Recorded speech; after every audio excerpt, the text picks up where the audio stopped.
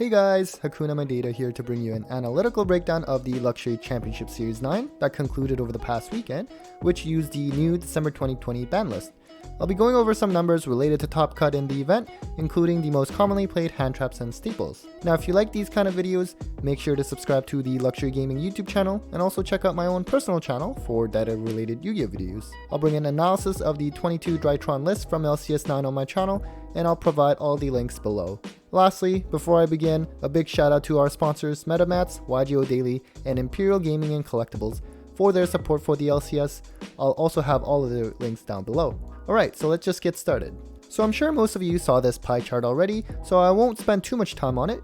Basically, we saw a ton of Zodiac and Eldritch variants, as well as Virtual World, and I don't think that was really surprising. A decent amount of Drytrons as well, which was the newest deck released, and I'm sure people were excited to see how well it would fare in a tournament.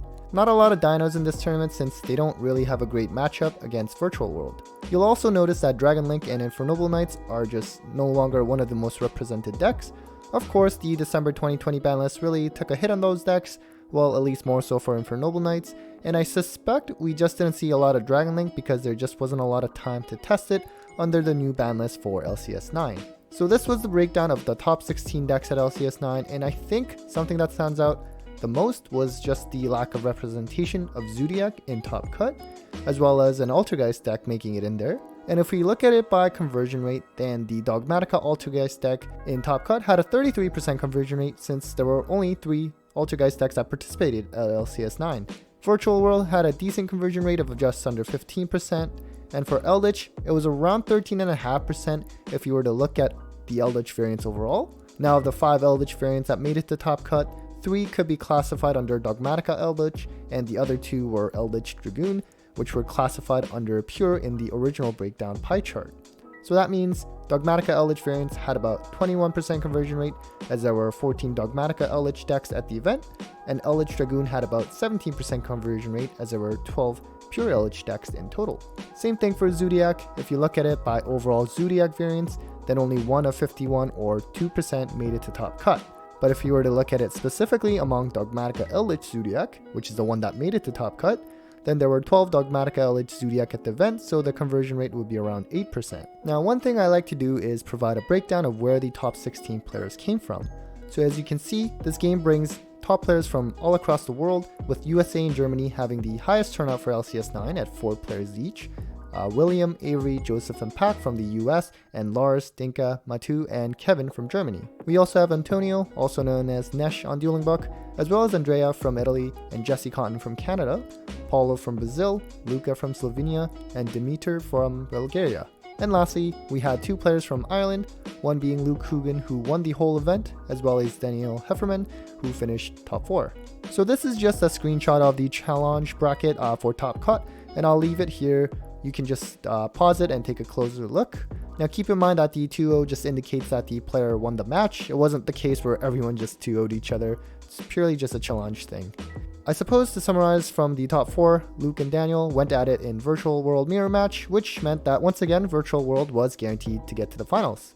On the other side, Jesse with Drytrons went up against Paulo's Dogmatica Eldritch Zodiac, and so Luke and Jesse were the victors and made it to final round at LCS 9, with Luke of course taking the whole event with Virtual World. So Virtual World has now won back-to-back LCSs, and congrats to Luke, but also to everyone who made it to Top Cut. So let's quickly go over the general numbers for hand traps at this event. So in this graph here, I laid out the median number of hand traps in the main deck only for the 6 different deck variants in Top Cut. Of course, only Virtual World and Eldritch decks actually had more than one number to work with, so keep that in mind. And you see that Zodiac had the highest number of hand traps, which isn't a surprise, with Eldritch variants having a median of 0 hand traps. Now the Dogmatica Eldritch combo deck actually played 9 hand traps, but since the other 4 Eldritch decks played 0 hand traps, but rather all powerhouse traps instead, that's why the median is 0.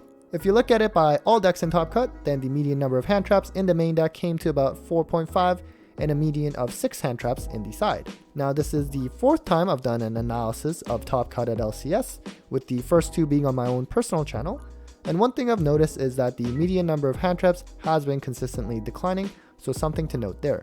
Alright, so let's do the same thing except now looking at back row removal cards, since seemingly we are in a more control format. This time, the graph represents the median number of backrow removal cards in the side deck, since most decks don't play a lot of backrow hate in the main at the moment. Now, backrow removal cards included things like Harpy's Feather Duster, Cosmic Cyclone, Red Reboot, and cards like that. I didn't include Pankratops for this, since while it can remove backrow, it's not dedicated for it. Anyways, we see that by deck it ranges from 2 to 5 cards, at least in the side, so not much variance. And if we look at it by all decks in top cut, then the median number of backrow removal cards in the main was 0 cards, while the median was 4 cards in the side. And finally, we can get to the last part of the video, where I go over the top 10 most commonly played hand traps and staples in top cut. Now, Nibiru, Ash, and Gamma have been the top 3 hand traps essentially since I started analyzing for these events. Not surprising, although I would say the proportion of Nibiru being main decked has decreased since before. Now, usually we see Impermanence as one of the most commonly played hand traps, but this time around, not a single deck in top cut played it. Since the card is bad against Virtual World and Eldritch decks, this probably explains why, and thanks to Pack for giving me that insight. Lancia was seen in half of the decks in top cut, and it's a card that's still seeing a lot of play because it's just good against top decks like Virtual World, even though we're not seeing a lot of dinos. Droll has come back now as one of the more popular hand traps, likely because of Drytrons, but it's also good against Dogmatica Invoked as well. Then we have some more hand traps, but honestly not that much. We saw some Ghost Bell and Skullmeisters to stop some graveyard effects, I suppose, and then we had one of DD Crow, Winter Cherries, and No Material. And finally, let's cover the top 10 most played staples in top cut. Now, I didn't include staples like Potted Desires or Upstart Goblin and stuff like that.